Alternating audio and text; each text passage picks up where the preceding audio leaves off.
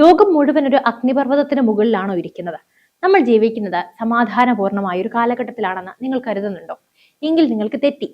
കിഴക്കൻ ഏഷ്യയുടെ ഒരു കോണിൽ ലോകത്തിലെ ഏറ്റവും വലിയ സൈനിക ശക്തികളെ വെല്ലുവിളിച്ചുകൊണ്ട് ഒരു ഏകാധിപതി തന്റെ കരുത്ത് പ്രദർശിപ്പിക്കുകയാണ്. ഇറാൻ അവിടെ നിന്ന് കത്തുമ്പോൾ മറ്റൊരു ഭാഗത്ത് അതിനേക്കാൾ വലിയൊരു തീപ്പുക.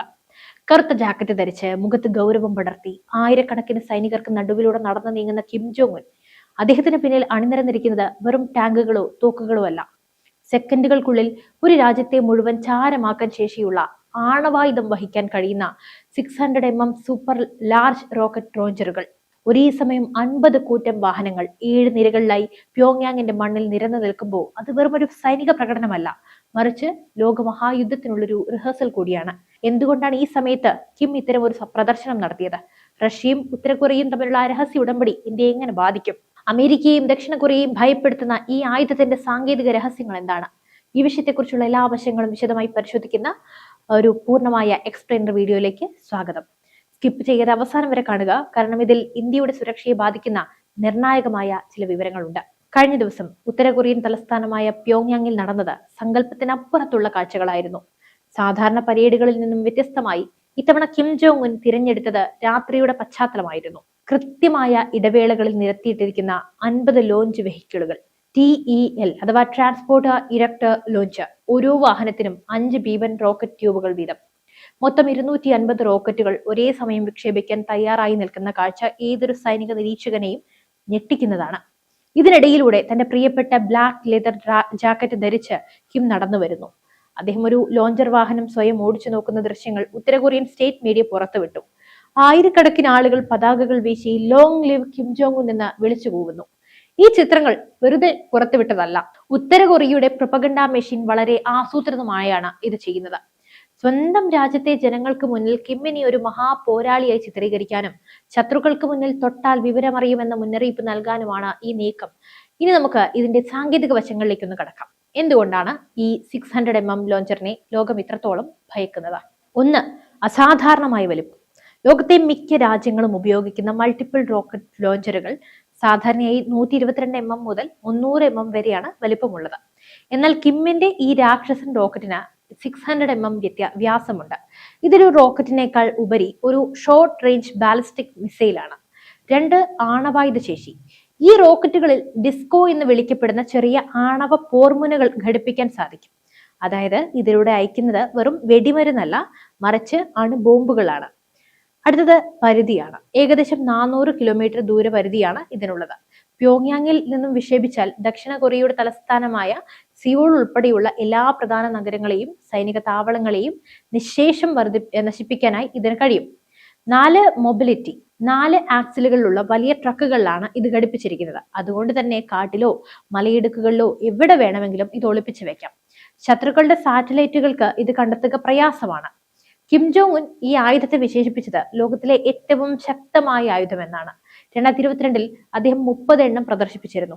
ഇപ്പോൾ അത് 50ആയി ഉയർന്നു. ഉത്തര കൊറിയയുടെ ആയുധ നിർമ്മാണശാലകൾ യുദ്ധകാലാടിസ്ഥാനത്തിൽ പ്രവർത്തിക്കുന്നു എന്നതിന്റെ തെളിവാണിത്. ഈ ആയുധ പ്രദർശനത്തിന് പിന്നിൽ മറ്റൊരു വലിയ നിഗൂഢതയുണ്ട്. അത് റഷ്യൻ കണക്ഷനാണ്. ഉക്രൈൻ യുദ്ധത്തിൽ റഷ്യ പതറുന്ന സമയത്ത് അവർക്ക് തുണയായി എത്തിയത് ഉത്തര കൊറിയയാണ്.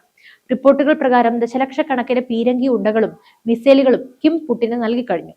കൂടാതെ 10,000 ഉത്തര കൊറിയൻ സൈനികർ ഇപ്പോൾ റഷ്യൻ മണ്ണിൽ യുദ്ധം ചെയ്യുന്നുമുണ്ട്. ഇതിനെല്ലാം പകരമായി റഷ്യ കിമ്മിന് നൽകുന്നത് എന്താണ്? അതാണ് ലോകത്തെ പേടിപ്പിക്കുന്നത്. മിസൈൽ സാങ്കേതിക വിദ്യ. ഉത്തര കൊറിയയുടെ മിസൈലുകൾ ഇപ്പോൾ പഴയതിനേക്കാൾ കൃത്യതയുണ്ട്. ഇത് റഷ്യൻ ശാസ്ത്രജ്ഞരുടെ സഹായം കൊണ്ടാണെന്നാണ് സംശയിക്കപ്പെടുന്നത്. മറ്റൊന്ന്, ഇപ്പോൾ ഇറാന്റെ അവസ്ഥ അറിയാമല്ലോ. അപ്പോൾ ഇവരെല്ലാം സംഘടിച്ചാൽ എന്ത് സംഭവിക്കുമെന്ന് അറിയില്ല. അടുത്തത് സാറ്റലൈറ്റ് ടെക്നോളജി. ഒരു ചാര ഉപഗ്രഹം വിക്ഷേപിക്കാൻ ഉത്തര കൊറിയയെ സഹായിച്ചത് റഷ്യയാണെന്ന് സൂചനകളുണ്ട്. അടുത്തത് ആധുനിക വിമാനങ്ങളാണ്. ഉത്തര കൊറിയയുടെ പഴഞ്ചൻ എയർഫോഴ്സിനെ നവീകരിക്കാൻ റഷ്യൻ സുഖോയ് വിമാനങ്ങൾ ഉടനെ എത്തിയേക്കാം. ഈ റഷ്യ ഉത്തര കൊറിയ അച്ചുതണ്ട് ലോകക്രമത്തെ തന്നെ മാറ്റിമറിക്കുകയാണ്. ഇതിലൂടെ കിമ്മിന് ലഭിക്കുന്ന ആത്മവിശ്വാസം വളരെ വലുതുമാണ്. തനിക്ക് പിന്നിൽ ഒരു വൻ ശക്തി ഉണ്ടെന്ന ബോധ്യം അദ്ദേഹത്തെ കൂടുതൽ പ്രകോപനപരമായി പ്രവർത്തിക്കാനായി പ്രേരിപ്പിക്കുന്നു. പലരും ചോദിക്കാറുണ്ട്, കൊറിയ എവിടെ കിടക്കുന്നു, ഇന്ത്യ എവിടെ കിടക്കുന്നു ഒക്കെ. നമ്മൾ എന്തിനാണ് ഇതിനെക്കുറിച്ച് വ്യാകുലപ്പെടേണ്ടത് എന്നും. അതായത് ആഗോളവൽക്കരിക്കപ്പെട്ട ഈ ലോകത്ത് ഓരോ ചലനവും ഇന്ത്യയെ ബാധിക്കും. ഇന്ത്യയെ എന്നല്ല, എല്ലാ രാജ്യത്തെയും. പക്ഷെ ഇന്ത്യ അതിവേഗത്തിൽ വളരുന്നത് കൊണ്ട് തന്നെ ഇന്ത്യ പ്രത്യേകം ശ്രദ്ധിക്കണം. ഇന്ത്യയുടെ അയൽരാജ്യമായ പാകിസ്ഥാനും ഉത്തര കൊറിയയും തമ്മിൽ ദശാബ്ദങ്ങളായിട്ടുള്ള ആയുധ ഇടപാടുകളുണ്ട്.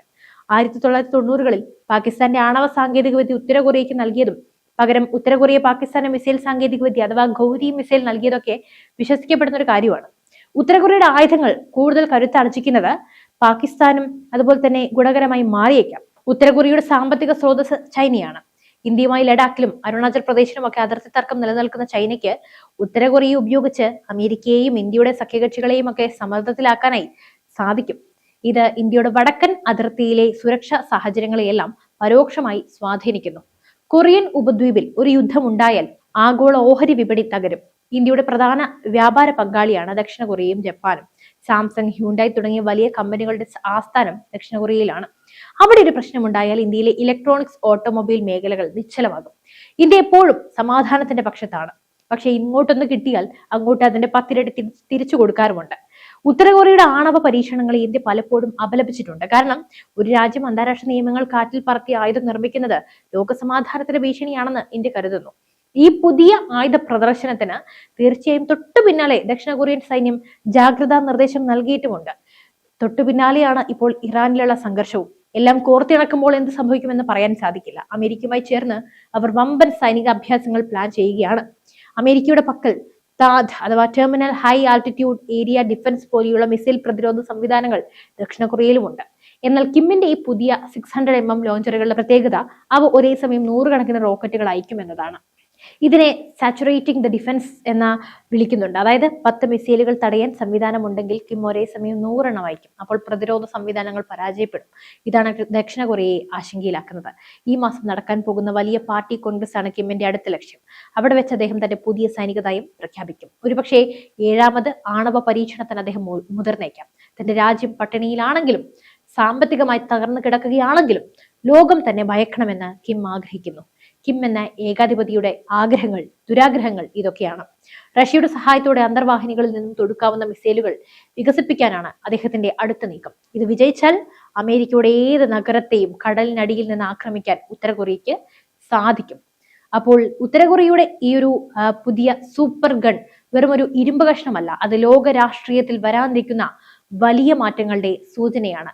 യുദ്ധം ആരും ആഗ്രഹിക്കുന്നില്ല. എന്നാൽ യുദ്ധത്തിനുള്ള ഒരുക്കങ്ങൾ ലോകത്തിന്റെ പല ഭാഗത്തും തകൃതിയായി നടക്കുന്നു.